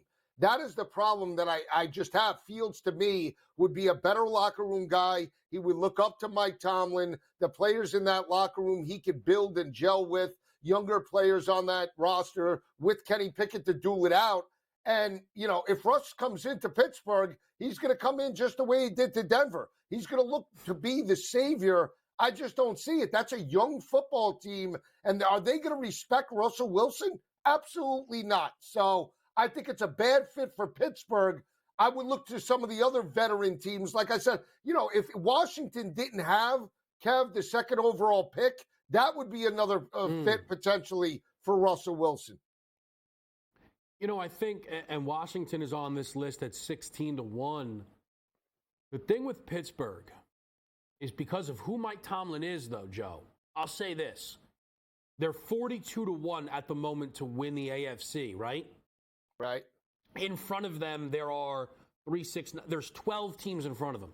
So that would suggest they would have a sizable yes price to make the playoffs. Maybe a win total. Could it be 7.5? I bet over. They get there, right? And that's kind of the interesting thing about Pittsburgh as a whole. With Tomlin and seemingly any quarterback, they're going to get to 8, 9, max out at 10 wins. But it's leaving Pittsburgh in hell, basically. Right. I guess it's more so purgatory, right? They need to find hell and bottom out and get themselves an elite quarterback. The thing, though, and Joe, like, those are legitimate odds. The Pittsburgh thing surprises me because that's just what, full-on competition for Kenny Pickett? I mean, don't they have to give Pickett a year of quarterbacking without, you know, Matt Canada as his offensive coordinator? Yes, you would think, right? But it's the NFL. It's a win-now mentality. And if Mike Tomlin's that high, let's say, on Justin Fields, and he believes he could have more upside with Justin Fields than Kenny Pickett, I would go that route. I honestly believe that Justin Fields could be a starter in this league in the right scheme. And if it's with the Pittsburgh Steelers, put it this way, Justin Fields goes to Pittsburgh. It's a huge upgrade to what he had in terms of offensive weapons in Chicago. Outside of DJ Moore, there was absolutely nobody. The cupboard was dry. With Pittsburgh, you have George Pickens, you have Deontay Johnson, Najee Harris, Jalen Warren, you have Pat Freiermuth. There are weapons there that he can evolve and progress with in the right offensive scheme. And that's why, you know, if you catch lightning in a bottle with Justin Fields, you're not just getting 1 year. You're getting maybe 6, 7, 8 years down the road where Russell Wilson is a one-hit wonder. How much you're going to get in the tank with him? So I think you're right in that if a team is in the market for both Fields and Russell Wilson, they're doing it wrong. I think you're absolutely right about that. They're not checking the same box. The two spots for me that I think teams should be looking at, you mentioned it, I think Washington and I think the New England Patriots. I think those two teams will be drafting quarterback. Let's just say Caleb goes 1, okay? That means that those teams will either have Jaden Daniels or Drake May. I am currently a believer in sitting a quarterback if you have that opportunity. And let's just use New England, Joe. You start Russell Wilson for 12 games, it's all good. And that allows your boy, let's use Jaden Daniels. Right. Look, again, forget what Russell Wilson currently is. That is a guy that has had high level years in this league, has been through all the ups and now has been through the downs. I'd love Jaden Daniels to get a season behind Russell Wilson, let Gerard Mayo get a season under his feet before throwing Jaden Daniels out there with no weapons to speak of. And I think that works perfectly. It does. It's a complete rebuild, New England.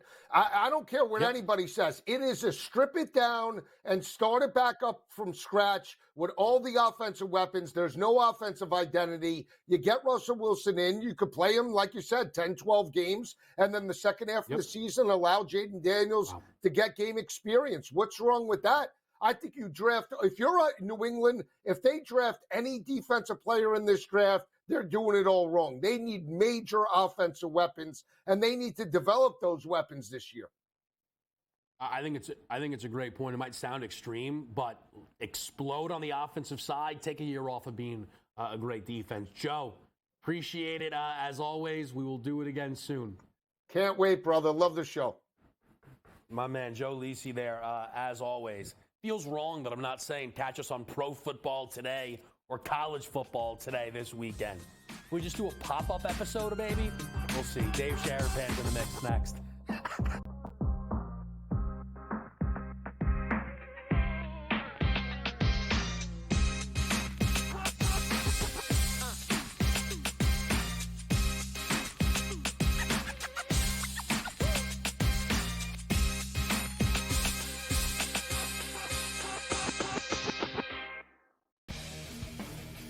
I'm sort of starting to figure out where these Canadian guys play well, bro. Not Hawaii, not California. Give me a Canadian in Ohio, Cam. Give me a Canadian in Michigan. Give me a Canadian at the Waste Management. Good old Charlie Hoffman, the representative of Waste Management, played the best tournament of his life in 8 years and lost in a playoff to the Canadian. It turned out to be like a wicked tournament. Shout out to Nick Taylor, gave BC's finest. Sports Rage Late Night, only on SportsGrid. The Bostonian versus the Book. It is a big I told you so if Mac Jones comes back and Mayo keeps him and the Patriots don't draft a quarterback at number 3.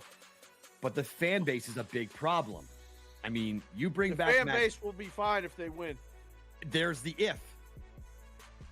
There's the if. If they win, fan base won't care if you're quarterback in the Patriots if they win. The Bostonian versus the Book. Caravan came back. They did have a couple of transfers here. The reality is UConn is every bit as talented and dangerous as they were 1 year ago. If there's a guy, Joe Ranieri, that for one game could take a bunch of cast-offs and steal a game, his name's Eric Spoelstra. Game time decisions, only on SportsGrid. Could go down one of the greatest basketball players of all time. He is a freak of nature. He is Haley's Comet. He is the unicorn. He is the alien. He is whatever you want to call him. There's been nothing like him. And his play's been fantastic. And it's the reason why Pop looks so damn young now is because of the play of Victor Wembanyama. Fantastic performance by Wemby. Betting above the rim, only on SportsGrid. It's smarter to be on SportsGrid, your 24/7 sports wagering network. The early line. Magical and historic season in Lincoln, Nebraska continues. He is the best player in the NBA, but also in the biggest moments where the national media is watching. Newswire. Something that we have never seen happen before with one of the iconic coaches in the game. Pharrell Coast to Coast. The team covers. It's automatic. It's every time. Not sometimes. It's every time. Game time decisions. Luka is actually far more dangerous from 3 on the road this year than at home. This game here tonight, you may want to consider taking as many points as humanly possible. In-game live, prime time. We got not one, but 2 coaches fired systems in place. Sports Rage This Late sort Night. of has letdown written all over it. It's going to be hard to match the emotion that they played with the other night. It's smarter to be on SportsGrid.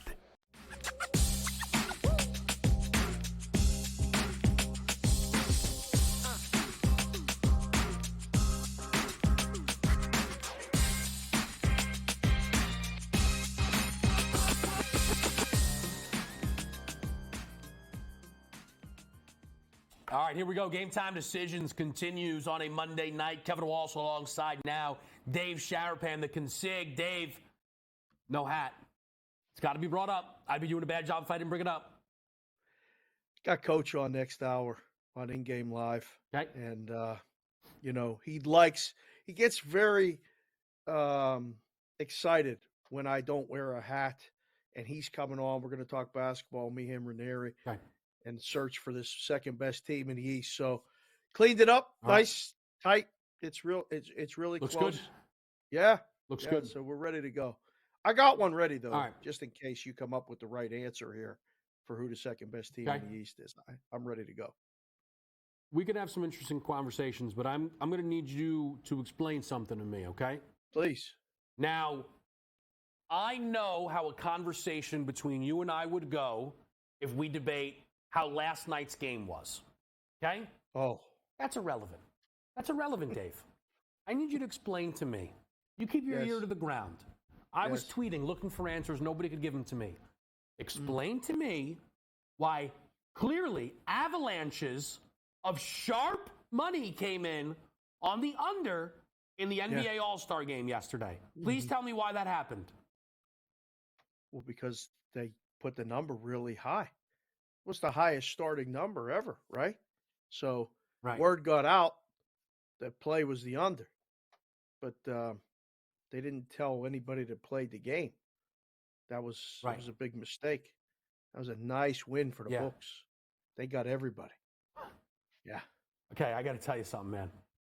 They didn't get me. And anybody that watched Game Time Decisions, I'll just tell you that. I got to tell you, Consig, and I've mentioned this a few times, but I heard people breaking that game down incorrectly. And I don't mean I disagreed with their breakdown. I mean, they were referencing the wrong format. Yes. Were people betting this much money without knowing the format of the All-Star game? Is that possible? Very possible. Yeah, people bet things for various reasons. And sometimes they're wrong reasons. Sometimes they're right reasons. And then results happen. And they start to question the reasons or the sources they get, which I think is going to be the future of this business. Is because it's been the past forever. Good sources of information are very important in life, let alone sports betting. Mm-hmm. You can listen to a lot of people say a lot of things. If you didn't know the format, you probably shouldn't just take a pass. But that happens. I know this. The last year I was in the room where they started to change the rules with the Kobe ending and all that other stuff. Yeah. I threw my arms up. I said, I'm not putting a number up. I'm not booking it. Whatever number we put up, they're going to go over. It doesn't matter. They're not playing defense anymore. If you guys are watching the games, you can see the players don't even want to be there. Why are we doing this? They asked me to put an in-game number up. They said, you can sit and do the game in-game. I said, you can sit and do the in-game. There's no chance Dave, I'm doing it. Can I just say something, though? Can I just say something? I saw a clip you tweeted out of when there used to be defense in the All-Star game. First of all, hold on, but Dave, first of all, there was 270 points in that game that you were tweeting about. That's first of all. Second of all, it was a 5-point game. That's why it was. When they had the Elam ending, Dave, they were playing defense. In the fourth quarter, they were playing defense. So the idea that Adam Silver thought taking that away was going to help, he was way wrong. Okay? Way wrong. But again, I don't care about any of that. I saw someone say, hey man, 5 of the last 6 have gone under this. Who cares what happened under a different format? Thank you. Dave, the last 2 East-West games had 369 and 374. So the books opened up a light number to start, and everybody went under. And then sat there and bitched the whole game that nobody was playing defense? It's one of the dumbest things I've ever seen. I'm trying not to be rude about it. It's one of the dumbest things I've ever seen. I'm sorry. It was poorly capped by all these people that bet under. It was poorly capped. You know whose effort? The East tried, and that's why they scored 211. That's why they scored 2, because they tried. If they both tried, there'd have been 400 points in the game, and there should have been. Except Luka and Jokic don't care, and then people still kept loading up on the West. What the hell was going on yesterday? What were people doing? I've never seen anything like it in my life. I love a good K-Dub rant on a Monday, let alone a President's Day holiday with no basketball. You're absolutely right. Listen, this is, again, we've seen these things so many times in the past. You know, I sat in Vegas and watched and listened to breakdowns.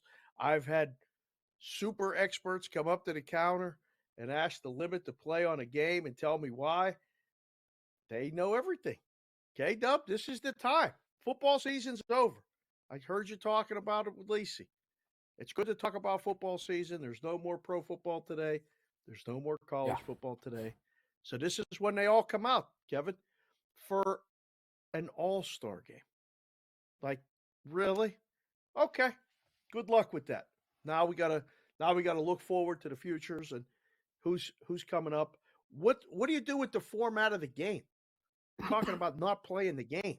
I don't know what you do with it, but you don't play it like that. I don't want to see that again. I don't know. Everything the East did was great. The West just has to try. That's all. Everything the East did was great. Dave, people are complaining. Hold on, Dave. You want him to pick up at half? Dave was shooting them from half. You want him to pick up? Tyrese Halliburton was dotting I's in the first quarter. They're the greatest players in the world. Yeah. You give them this much room, and that's what's going to happen. Guys aren't going to pick up in transition. It's okay.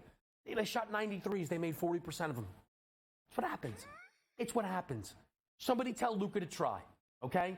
We'll leave it at Just that. a little. Now, you asked me a question. You asked me a question. Yeah. Second best team in the East. Say it. I'm listening. I bet an updated win total. Win total today. I'm going to do this again as my best bet to close out today's show. Eastern I'm Conference taking the team? Milwaukee Bucks over 50.5 wins. What? Here's the thing. Here's the thing, Consig. If you ask that question, preseason, right? Who are the two best teams in the East? You ask 100 people. How many ballots out of 100 come back with Boston and Milwaukee in some order? 95? 98%. 98%. I was initially going to say 98 too. Missed out. I didn't cap that right. All right, here we go. Still. But they need to go 16-10 the rest of the way to go over 50.5. The Knicks live win total, they need to go 17-10. The Magic's live win total, they need to go 16-11. I don't care about the Bucks winning the title. We're talking regular season. Regular season. And they're booking it. They're booking Doc's 3-7 record, which is real, but at some point that turns around. And I think we get some momentum coming out of the All-Star game, and I'm taking the Bucks updated win total over 50.5. Do they have the majority of their games? So this would be like we got 3 days to look at this stuff. This is an assignment. We'll put somebody on this assignment. We'll do it ourselves because we put in the work. I'm going to go through the schedule of the Bucks. Yep. And basically handicap. They're going to be favored. You said they got 26 games left? 26, yeah. They're going to be favored in what? 22 of them? Minimum? So I did a generous version. They have a hard schedule. I said favored in 19 of them. Okay. So but again, they just win the favored games, and they go over that number. That's easy. Yeah. I like that. Majority at home or on the road of the 26? I don't remember like the exact split. Well, I can tell you now. So they've played 30 home games already. They've played so they only have 26 11 on the road. So more 15, road. 15 on the road. Okay. Are you concerned about injuries? So here's the thing with stuff like that. If Giannis gets injured, yes, the bet is dead. But if I bet them under 50.5 wins because Giannis is going to get injured, then I should just go out there and play lottery. You know, Giannis is healthy right now. Dame is healthy right now. Yes. You know what I mean? Like, they're not a team. Like, there are teams who are, like, the Lakers, right? LeBron is going to miss the first game coming out of the All-Star break. That's not great. Kawhi missed the last game before the All-Star break. So you know going in to those updated numbers, all right, let's be a little cautious here, right? Like, I'll give you another one. And I'm not playing it, but Boston needs to go 21-6 to go over their number. I believe it is. Is it 20-6 or 21-6? I think it's 21-6, Wow. which is huge. They are 6 games up on the Cavs right now for the 1 seed. How much hoop are they playing the last week of the season? Not much. If they have the 1 seed clinched, they're not going to play at all. Those games will mean nothing. So you got to be careful. That's a good bet under. If we can, we'll go through. This will be good. Top 4 teams in the East. This is the assignment. I will do it. You will do it. We will compare the numbers. It's the Celtics, the Bucks. Are we throwing the Sixers out and involving So there's no Knicks Philly win total. and the I would have been on the over. Cavs? There's no Philly win total live because they don't know what to do with Embiid. They don't know when he's back. Don't know. Very difficult. But I'll tell you this. You want to talk about a dream scenario? Uh-oh. Knicks Sixers round 1. Oh my God. Let me tell you something. Every wheel in the world will be on the Knicks. And Thibs will be fired at the end of the series. Thibs will be gone. Oh, the Sixers would rout him. The Sixers rout the Knicks? Come on. You know it. Come on. What are we doing? I love the way you say it. I'm very confident. What are we doing? Love it. Very. You know I don't do this for everything. Certain things, they I just know. line up. Oh. Can we get that? Would that be the 4-5 matchup? How does that even happen? That's the 4-5 if the season ended today. With the Knicks with home court? Yeah. By a half game. We're getting the Sixers at a plus? Mm-hmm. Hey, I got a hockey pick for you. It's not off to a Let's good go. start. Hockey but last pick. time that was the case, we flipped it around with a hat trick. We don't need a hat trick. We need an assist. I got Braden Point over half an assist, minus 110. The problem is the Lightning are trailing 2-0 at the end of the first period. That's okay. That's Have you seen the scores, by the way, on the ice? Oh, they're lighting it up today. President is goals. You want to talk about juice? I was thought of you this morning. I said he better have some overs. He better have the salami over. There got to be something there for Did Kate. the salami already hit? I would imagine. It Salami might. has to already They hit. might not need the last game. It's one of those. I mean, we had 10-7. 17 in Minnesota. Right. Vancouver lost by a field goal, 10-7 in a hockey game. That should clear the salami. How'd that happen? Easy. Yeah. Listen, How'd did that you happen? go to the stadium series? I almost flew back to go to MetLife for the game. No, I didn't go. A lot of goals, though. A lot of goals. Entertaining as hell. Big Consig was there working. Yeah, she worked at the game. How about that? How about that? It was good stuff. Wow. All right. Not bad. Consig, it's been a pleasure. We'll do it again tomorrow. How about that? Game time decisions. We're back in a minute.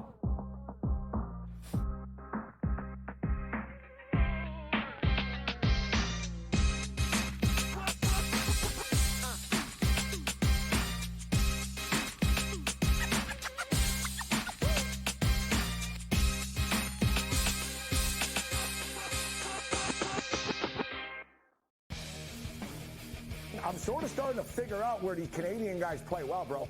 Not Hawaii, not California. Give me a Canadian in Ohio, Cam. Give me a Canadian in Michigan. Give me a Canadian at the Waste Management. Good old Charlie Hoffman, the representative of Waste Management, played the best tournament of his life in 8 years and lost in a playoff to the Canadian. It turned out to be like a wicked tournament. Shout out to Nick Taylor, gave BC's finest. Sports Rage Late Night, only on SportsGrid. The Bostonian versus the Book. It is a big I told you so if Mac Jones baby. comes back and Mayo keeps him and the Patriots don't draft a quarterback at number 3. But the fan base is a big problem. I mean, you bring back fan base will be fine if they win. There's the if. If they win, fan base won't care if you're quarterback in the Patriots if they win. The Bostonian versus the Book. Caravan came back. They did have a couple of transfers here. The reality is UConn is every bit as talented and dangerous as they were 1 year ago. If there's a guy, Joe Ranieri, that for one game to take a bunch of cast-offs and steal a game, his name's Eric Spoelstra. Game time decisions. Only on SportsGrid. Could go down one of the greatest basketball players of all time. He is a freak of nature. He is Haley's Comet. He is the unicorn. He is the alien. He is whatever you want to call him. There's been nothing like him. And his play's been fantastic. And it's the reason why Pops looks so damn young now is because of the play of Victor Wembanyama. Fantastic performance by Wemby. Betting above the rim. Only on SportsGrid. It's smarter to be on SportsGrid. Your 24/7 sports wagering network. The early line. Magical and historic season in Lincoln, Nebraska continues. He is the best player in the NBA, but also in the biggest moments where the national media is watching. Newswire. Something that we have never seen happen before with one of the iconic coaches in the game. Pharrell coast to coast. The team covers. It's automatic. It's every time. Not sometimes. It's every time. Game time decisions. Luka is actually far more dangerous from three on the road this year than at home. This game here tonight, you may want to consider taking as many points as humanly possible. In-game live. Prime time. We got not one, but two coaches fired systems in place. Sports Rage This Late sort of Night. has letdown written all over it. It's going to be hard to match the emotion that they played with the other night. It's smarter to be on SportsGrid.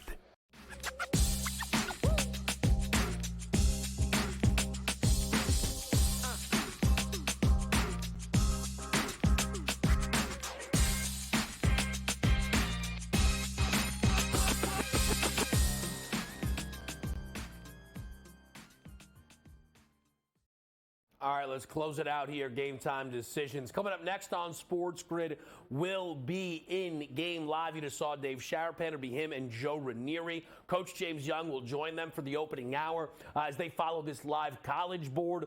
I'm sure they'll also jump in live on the ice.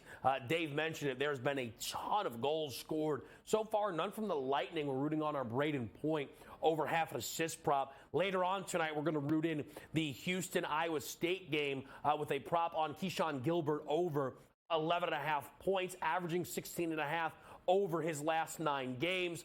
He has been playing a ton of minutes in that stretch, and in games where he's played more than 30 minutes, he's not missed an 11.5 prop. So a couple of looks for you on tonight's board. But let's get in the mix. Updated NBA win totals. Hit 2 today.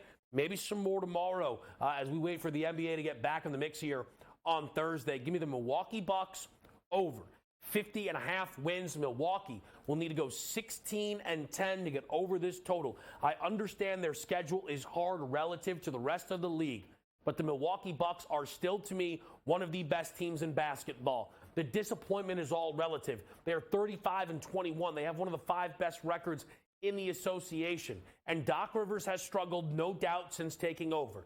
3-7 is atrocious, but it will get better. In the regular season, we've still seen Doc win a ton of games. Doc now acclimated more to this basketball team, getting the all-star break, not being away from everyone, but being around Giannis and Damian Lillard and refocusing this group here, I truly believe is essential. Look through their schedule. You tell me how many games you feel Milwaukee will be favored in. I think a generous number is 19. And I say generous as in not escalating that to 20, 21, 22 games being potentially booked as the favorite in. Plus Milwaukee fighting for key playoff seeding, making sure that they have home court advantage in at least the first round of the NBA playoffs, if not the second round, and hunt the Cavs down for the 2 overall seed. Give me the Milwaukee Bucks over 50.5 wins. We'll do it again tomorrow on Game Time Decisions. I'm Kevin Walsh. See you then.